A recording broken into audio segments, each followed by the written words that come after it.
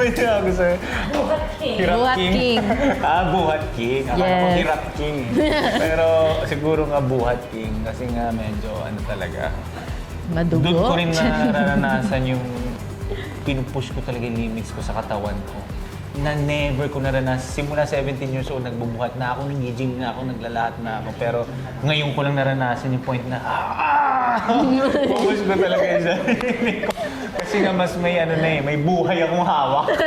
Hindi na kung ano, may buhay tao na yung May binubuhat. buhay akong hawak. Nabibigatan ka na ba sa akin? Hindi. Ano naman, ang maganda naman dito ay nagda-diet at sinasabi ko naman sa kanya na Huwag na daw ako kumain. sinasabi ko naman sa kanya mag-salad lang siya, ganyan.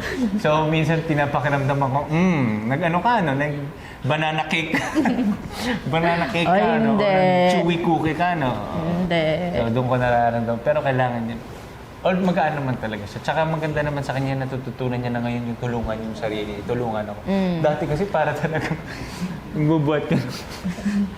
Alam mo yung feeling na nahimatay tapos wala lang paki-dead weight. Ganun ka dati, no? Ngayon okay ka na.